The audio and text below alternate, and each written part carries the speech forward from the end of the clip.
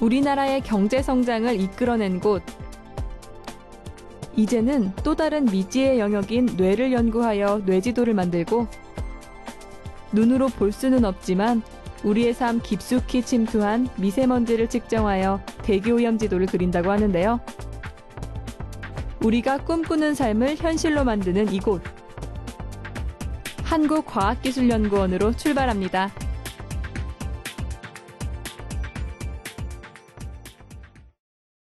브레인 코리아 랩 24시. 오늘은 우리나라 최초의 과학기술연구소로 한국과학기술의 모태이자 기준이 되는 한국과학기술연구원을 찾았습니다. 그럼 지금부터 함께 만나보시죠. 제일 먼저 우리나라 최초의 과학연구소인 한국과학기술연구원의 역사를 살펴보기로 했습니다. 이곳 역사관에는 한국과학기술연구원이 걸어온 길과 그동안의 성과가 전시되어 있었습니다. 한국과학기술연구원에 대해 좀 더 자세히 알아보기 위해 이병권 원장님과 이야기를 나눴습니다. 원장님, 제가 여기 지금 한국과학기술연구원에 있는 역사관에 와 있는데요. 정말 긴 역사를 가지고 있는 것 같아요. 여기 키스트는 어떻게 설립된 거죠? 고 박정희 대통령께서 미국을 국빈 방문하셨을 때 미국 정부로부터 베트남 참전 요청을 받고 그냥 그 대가로 대한민국의 과학기술연구소를 하나 이렇게 해서 주식사에서 만들어진 연구소가 키스트고요. 지금 키스트는 1966년 설립되어서 금년에 벌써 48주년이 지났고 조금 있으면 50주년이 되는데 지난 50년 동안 대한민국의 단기 압축 성장에 엄청난 기여를 했다는 그런 기관으로 평가를 받고 있어요. 그러면 이 키스트에서는 정말 다양한 연구가 진행되고 있는 것 같은데 어떤 연구 분야가 있죠? 키스트는 우리나라 최초로 설립된 유일한 종합연구기관입니다. 굉장히 다양한 분야의 연구를 하고 있는데 대표적인 연구 분야를 갖다 말씀드리면 뇌과학, 그다음 에너지 환경, 재료, 로봇 분야 그런 쪽을 대표적인 연구 분야로 말씀드릴 수 있습니다. 그러면 요즘 진행하는 연구 중에 가장 주력으로 하고 있는 연구에는 어떤 게 있을까요? 키스트에서는 이제 우리나라 10년, 20년을 앞두고 있는 그런 연구를 갖다가 이렇게 주력을 하고 있고요. 다음 그런 미래를 대비한 연구뿐만 아니고 다음에 사회 문제를 해결하기 위한 연구, 많은 사람들에 대한 기초 연구가 여기서 진행돼서 그런 검토를 거쳐서 우리나라가 이렇게 지금 잘 쓸 수 있는 그런 병행에 와 있다고 말씀드릴 수 있고요. 지금은 그러니까 미래에 대한 연구를 하고 있는 건데 예를 들어서 대표적인 것들이 뇌과학에 대한 연구, 치매도 포함될 수 있고 우울증도 포함될 수 있고 여러 가지 뇌에 대한 것, 또 차세대 반도체는 또 어떤 것일지 예를 들어서 그런 쪽에 대한 그런 연구가 이렇게 완성되고 있습니다. 한국과학기술연구원의 연구 분야는 굉장히 다양합니다. 태양전지, 바이오에너지 등 신재생 에너지에서부터 로봇, 영상, 미디어에 대한 원천 기술, 환경, 에너지 위해성 평가를 담당하는 녹색도시 기술, 재활 로봇, 생체 재료 등을 연구하는 의공학 분야, 미지의 영역이자 미래 개척 분야로 손꼽히는 뇌과학 기술 등 종합 연구기관으로서의 역할을 다하고 있는데요.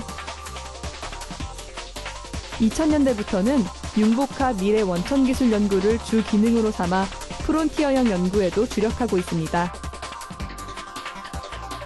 또 국제 경쟁력 강화를 위해 전 세계 40여 개국 기관과 공동 연구를 추진하며 세계적인 연구 결과물들을 만들어내고 있습니다.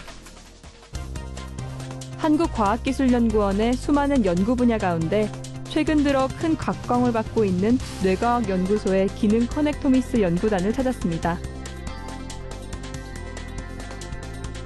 이곳은 현대사회의 중대한 도전 과제인 뇌의 작용을 연구하는 곳으로 세계적인 수준의 해외 우수 인력과 함께하고 있습니다. 많은 연구진들이 오늘도 어김없이 연구에 매진하고 있었습니다. 선생님, 안녕하세요. 안녕하세요.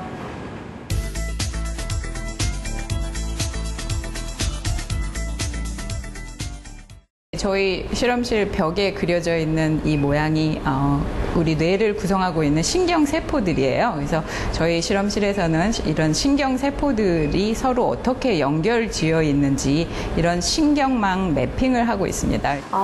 그러면 그 신경망 매핑이 뭐예요? 간단히 말씀드려서 지도를 만드는 거예요. 그래서 신호를 주는 그 부위와 신호를 받는 부위, 그리고 더 나아가서 어느 세포가 어느 세포에게 얼만큼 신호를 주는지 일일이 자세한 지도를 만드는 것을 신경망 매핑이라고 얘기를 합니다. 인간의 뇌는 1000억 개의 신경세포로 구성되어 있습니다. 이 신경세포들은 무려 150조 개의 시냅스로 연결되어 있는데요. 신경망 매핑은 이 복잡한 뇌의 시냅스를 정확히 파악할 수 있는 기술입니다. 뇌지도를 그리는 것이 가능한 것은 시냅스를 파악할 수 있는 기술인 M그래스프가 있기 때문입니다. 기존의 신경망 영상화 기술은 두 세포 간의 전기 신호를 측정해 광학 또는 전기 현미경을 통해 이루어졌는데요. 머리카락 두께의 2500분의 1에 해당하는 20나노미터 간격으로 연결된 시냅스를 정확히 관찰할 수는 없었습니다. 하지만 김진현 박사팀이 개발한 M그래스프를 통해 이제는 미세한 시냅스의 위치를 빠르고 정확하게 찾을 수 있게 됐습니다. M그래스프는 녹색 형광 단백질을 통해 뇌세포의 시냅스를 찾는 기술인데요. 먼저 쥐의 뇌에 녹색 형광 단백질을 주입합니다. 쥐에게 주입한 단백질은 해파리에서 추출한 녹색 형광 단백질 분자를 2개로 나눈 겁니다. 신호 전달 세포는 파란색, 신호를 받는 세포는 빨간색. 그리고 떨어져 있던 두 세포가 연결되면 초록색으로 나타나게 되는데요. 이곳이 바로 20나노 간격으로 있는 시냅스의 위치입니다. 두 세포가 만날 때 마치 스위치가 켜지듯 녹색 형광물질의 초록색이 나타납니다. 이를 통해 신경세포 시냅스의 위치와 연결 상태를 빠르고 정확하게 알 수 있고요. 뇌지도를 그릴 수 있게 되는 것이죠. 이제 녹색 형광물질을 주입한 쥐의 뇌를 들여다볼 차례인데요. 준비 과정을 살펴볼까요? 먼저 뇌를 응고력이 강한 한천용액에 넣어 고정시킵니다. 차가운 얼음을 통해 딱딱하게 만들어주고요. 다음으로 뇌를 얇게 잘라서 하이드로겔이라는 물질을 투입해 불투명한 뇌의 지방은 제거하고 신경세포의 구조는 그대로 유지시켜줍니다. 마지막으로 광학 현미경을 통해 뇌를 관찰하는데요. 두 세포가 만난 지점, 즉 초록색 표시를 통해서 신경 연결망, 시냅스를 확인할 수 있었습니다. 치료제를 개발을 하기 위해서는 그 병의 원인을 알아야겠죠. 그래서 그 원인을 정확하게 안다면 그 치료제를 개발하는데 조금 더 빠르리라고 생각을 합니다. 그래서 저희의 연구는 아마도 그 원인을 분석하고 그리고 파헤쳐 나가는 데 도움이 되리라고 생각을 합니다. 뇌의 신경 네트워크를 이해할 수 있는 뇌지도는 뇌질환 치료라든가 뇌과학 분야에 굉장한 도움이 될 것으로 보고 있습니다. 뇌는 무궁무진한 기능을 가지고 있고 그 기능 역시 복잡하게 구성되어 있습니다. 그렇기 때문에 뇌는 많은 연구가 진행되고 있음에도 불구하고 여전히 신비의 조직으로 남아있는데요. 뇌지도를 필두로 앞으로 한국과학기술연구원에서 뇌과학의 비밀을 풀 수 있는 다양한 열쇠들이 나오지 않을까 싶습니다. 여러분, 혹시 대기오염 지도라고 들어보셨나요? 우리가 살고 있는 지역의 공해도를 측정해 지도가 만들어지고 있다고 하는데요. 그 궁금증을 해소하기 위해 대기오염을 연구하는 환경복지연구단을 찾았습니다. 지금부터 함께 하시죠.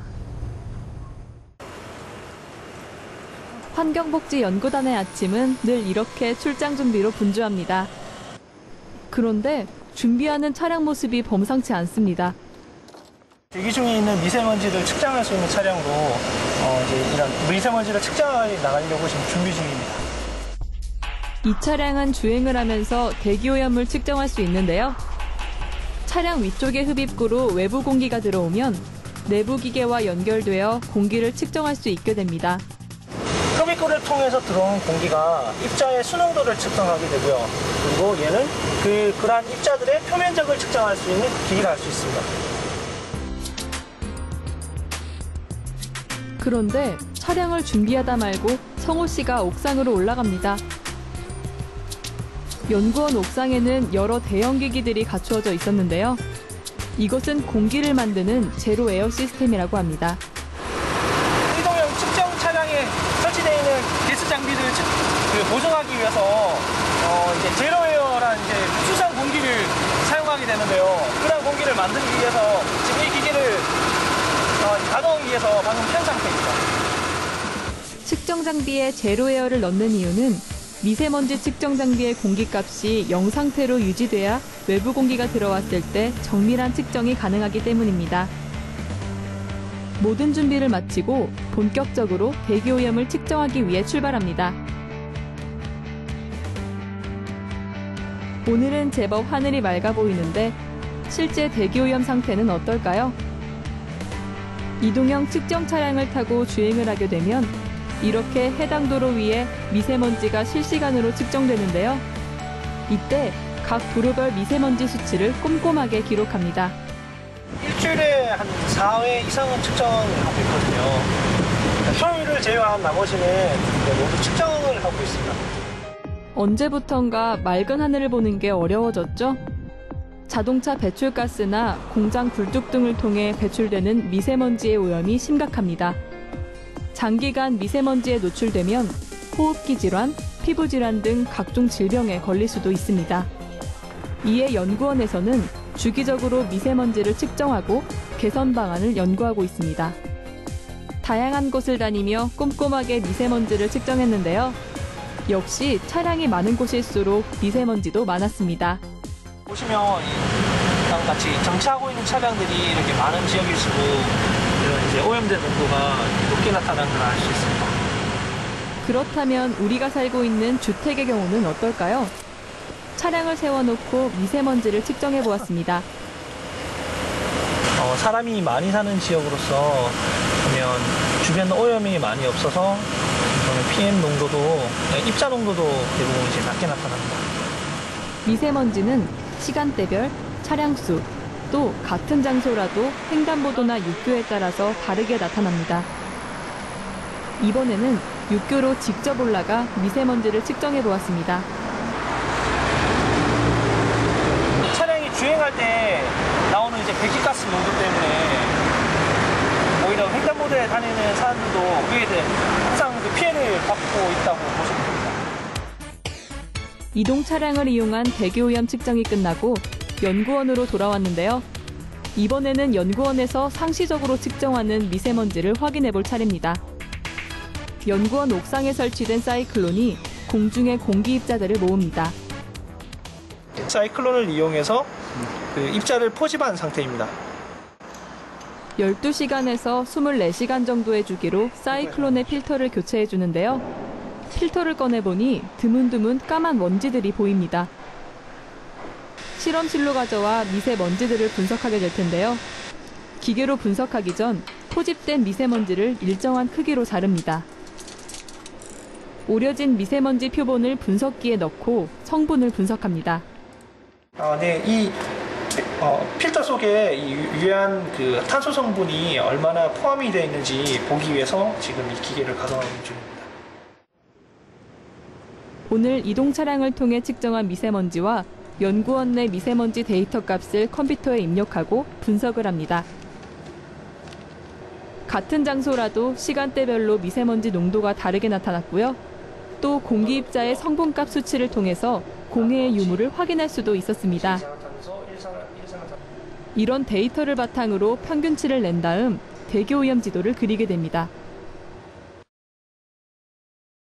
대기오염 지도를 그리기 위해서 저희가 가져온 데이터를 가지고 지도의 이제 위치를 표시를 하고 있는 작업입니다. 대기오염 상태를 단계별로 표시한 대기오염 지도가 만들어졌습니다. 지도 박사님께서 오셔서 데이터 값을 체크해 주셨는데요. 지도에 나타나는 색깔은 대기오염 상태를 나타냅니다. 빨간색으로 갈수록 공기 상태가 나쁨, 반대로 파란색으로 갈수록 좋음을 의미합니다. 키스트 내부하고 여기가 이제 농도가 낮고 오히려 이제 내부 순환로가 이제 농도가 오히려 이 종합로나 화랑로에 비해서 더 낮았던 것이 재밌는 저런 이제 오염 지도를 확보하게 되면 실질적으로 오염도 공간분포를 가시화함으로써 대기질 관리에 유용하고 또 예를 들어서 학교나 어린이 보육시설 이런 시설을 어느 위치에 설립을 해야 될지 이런 토지 이용 정책을 수립하는데 유용한 그 기초 자료가 될 수 있고요. 성호 씨가 만든 대기오염 지도를 지도 박사님께서는 어떻게 보셨을까요? 잘 관측이 된 것 같아요.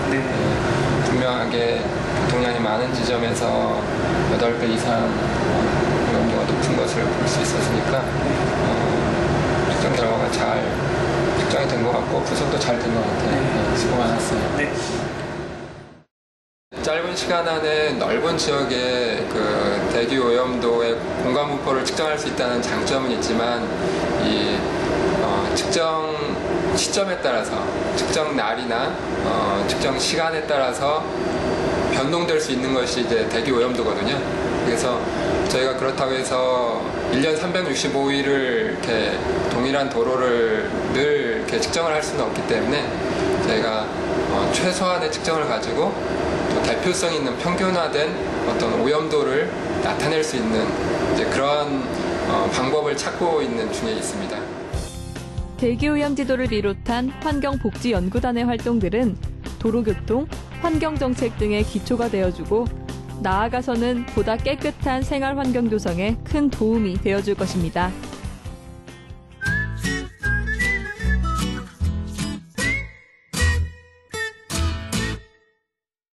한국 과학기술의 미래를 책임질 연구원분들의 톡톡 튀는 매력을 알아보는 시간 랩톡. 오늘 랩톡 함께 해주실 한국과학기술연구원의 신입연구원분들 모셨습니다. 안녕하세요. 안녕하세요.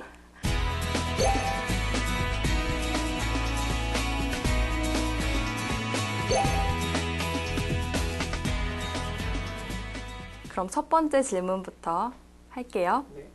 다른 연구소에서는 없는 네모가 우리 한국과학기술연구원에는 있다. 여기 네모 안에 들어갈 말 써주시면 됩니다. 그럼 이제 볼까요? 하나, 둘, 셋. 지민 씨는 사랑방이라고 쓰셨는데요. 사랑방에서는 어떤 걸 하시는데요?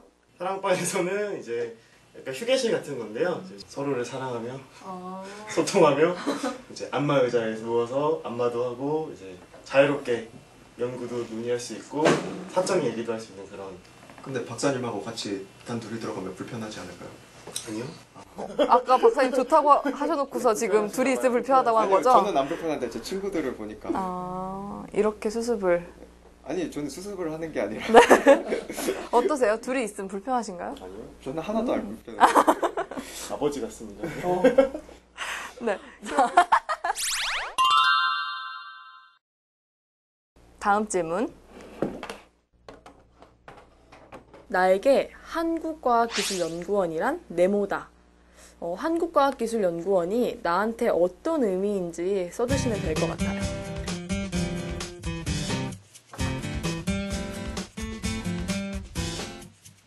그럼 한번 오픈해 볼게요. 하나, 둘, 셋. 그럼 성호 씨 얘기부터 들어볼게요. 왜 여기 한국과학기술연구원이 이불 같은 의미죠? 주위에 있는 이런 따뜻한 사람들이 워낙 많아서 그 속에 있다 보니까 이제 내가 마치 입을 덮고 있는 듯한 그런 느낌 들어서. 정말 감동적인 이야기네요.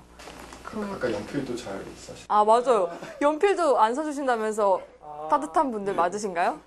아, 네, 뭐 학용품을 제외한 나머지 모두 반대하시거든요. 네. 학용품만 제외하고. 네. 네, 그러면 현철 씨. 디딤돌이라고 써주셨는데요. 키스트가 이제 제 꿈을 위해서 달려가는데 하나의 디딤돌로 역할을 해준다고 생각해서 디딤돌을 적었습니다. 첫 번째 직장으로 키스트 어떠세요? 최고의 직장이 들어왔다고 생각합니다. 네, 안녕하세요. 홍보팀. 네, 그럼 지민 씨. 네. 아까 사랑방에서 방자만 지우셨네요. 네. 퀴스트는 사랑이니까요. 아, 퀴스트는 사랑입니다. 왜 사랑이죠? 일단은 제가 이렇게 부족한데 좋은 연구 환경에서 연구할 수 있게 뽑아주신 것부터 이제 감사한 거고요. 여기 계시는 분들이 다들 말씀하셨지만 너무 다 서로 도우려고 하고 이제 뭐 연구도 같이 하려고 하고 사랑이 넘치는 집단이기 때문에 퀴스트는 사랑이죠. 자, 그럼 마지막으로 우리 귀염둥이 만화 백과사전이라고 쓰셨는데요. 이건 어떤 의미죠?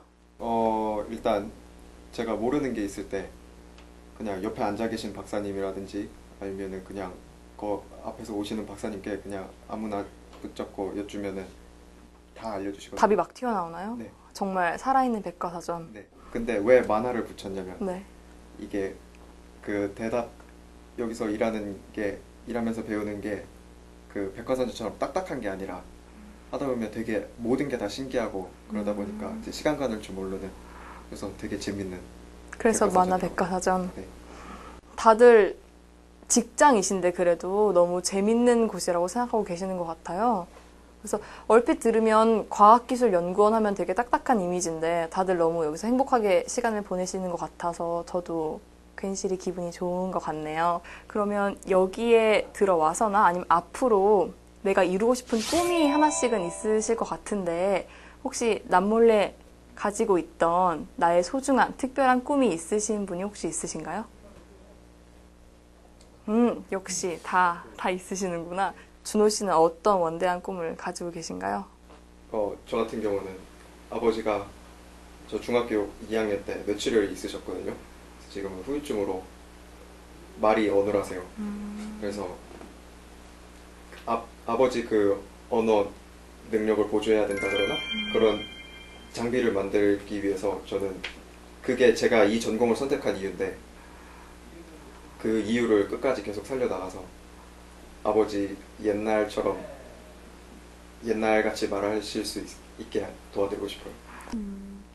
그래서 뇌과학 연구 쪽을 생각하신 건가요? 네. 정말 대단한 꿈인 것 같아요. 꼭 그런 칩 개발하셔서 다시 아버님이랑 재밌게 농담도 하고 네. 재밌는 시간 보내셨으면 좋겠어요.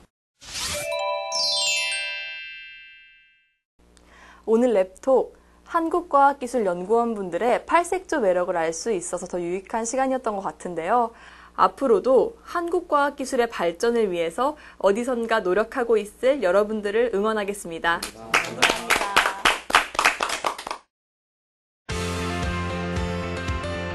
한국과학연구의 산 증인이자 역사라 해도 과언이 아닌 한국과학기술연구원.